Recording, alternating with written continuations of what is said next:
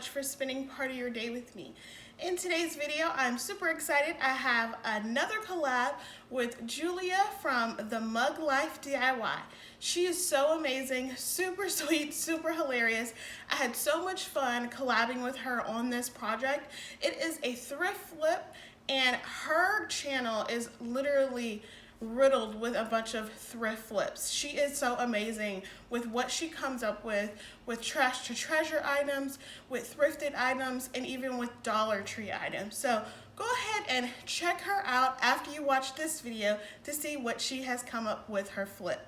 If you're coming from Julia's channel, welcome. My name is Amber Michawn, and I do weekly DIYs, hauls, and other fun things. So if you like what you see, make sure you give me a big thumbs up. Also, don't forget to subscribe and hit the bell so you're notified every time that I upload. If you're not new, hey doll, hey. So in my flip today, I did something so out of my comfort zone. I'm used to doing just small Dollar Tree home decor, wall decor, table decor items, and Julia really helped me push out of my comfort zone and really get into something that I've been wanting to do for a long time, but I just never did it. So I'm really excited about this collab with her because this is the first major furniture piece that I have done, and I'm super excited about it, and I hope you guys enjoy it. It is something that I needed for my kids' room. So this is for any parents, godparents, grandparents. If you're looking for some new furniture, some fun furniture to have for some kids' reading corners. I have a reading corner in my son's room, and I've been looking to update it because right now it has a Mickey Mouse desk, but now I have two boys, so I needed something a little bit bigger for both of them to sit on as they start to grow. So make sure you go ahead and check out Julia's video to see what she flipped. All right, let's go ahead and get started on the flip. So this is what the bench looks like. Starting off, I went ahead and dusted everything off, took off any paper residue that was on there. There was quite a bit, so I just had to clean it as best I could. Then I went ahead and decided to go ahead and take this apart because I did not want those dividers in the middle of this bench. So I just had to do a lot of unscrewing and figuring out where everything needed to be taken apart. It took me a little while, but I finally figured it out and went ahead and removed the dividers and then put the bench back together. Once it was back together, I used some wood glue to glue down some pieces that were not really stable in its place. And then I took some wood filler and put down in the holes where the screws were. There were quite a few places that I had to do this, but it didn't take too long. Once it dried, I went ahead and sanded it down and sanded down some of the edges just so that I can get a smoother finish when I paint it. Wipe that down to get the dust off, and then I started with this primer. It's a gray primer that I picked up from Home Depot, the Rustoleum brand, and I'm just painting that all around this bench. Now, the reason I did the primer, I'm not an expert at painting furniture. This is honestly the first time that I'm doing this, and I did it because off of the advice of my husband, putting the primer on would help with the paint stick on there. So this is what it looks like after about 1.5 coats. Next, I'm going in with my Rustoleum Gloss Smoke Gray paint and putting that on there.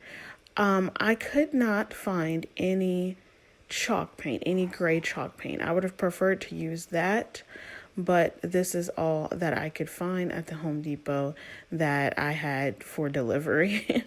And so then I'm just painting that all around, front, sides, up in between, and the back. Now the back I didn't show as much love to, but I got good coverage on it. Life is a winding road, no telling where it goes. This is what it looks like after 2 coats and letting it dry completely. After a couple of days, I went in and just touched up the spots where you could still see a little bit of that primer paint. Then next, I'm going to go ahead and do some white trimming. So I just took some white chalk paint from Waverly and painted all of the trims, and I love it. I think it brings so much character and it just makes it pop even more. Driving through days and nights. This is what it looks like when it's completely dry with all the paint. Next, I'm going to go ahead and take these poster stickers that I picked up from Dollar Tree a while back. So I already had these on hand. And so just to make my life easier, I put my son's name on there, Caleb and Isaiah, and then I put reading bench underneath because that's where it's going in their little reading corner. Then I decided to go ahead and make a bookshelf. I went ahead and took some gray paint. This is actually elephant gray acrylic paint that I am going to make the shelf out of. Then I have two different blue shade colors. The first blue that I'm using is Blue Kazoo. It is an acrylic paint.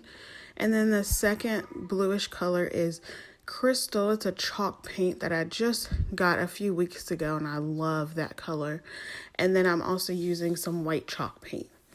And to make these books sit on the shelf, I found that going behind the bench and kind of painting upside down was the easiest because the angle that I was sitting at to get them face forward just didn't work out.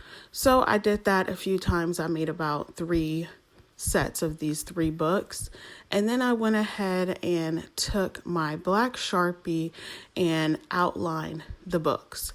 I had a couple of fatter books, so I decided to go ahead and divide those up to get a better look out of them, and then just wrote some book names that my sons do have, and I love how this turned out. Just cleaned it up a bit, and this is what it turned out to look like. I absolutely loved it. I dressed it up with a couple of cubes that we already had on hand and their books, and my son Caleb loves it because he's the only one that can actually sit on it right now. But it's gonna look so good in their reading corner, and I can't wait to put that all together. Down, I will keep on searching for my highs. Alright everyone, that's all I have for you today. I really hope you enjoyed this video, and if you did, make sure you give me a big thumbs up and make sure you subscribe if you haven't already. Also, don't forget to go to Julia's channel to check out what she has flipped. Alright, I'll see you on the next one. Bye!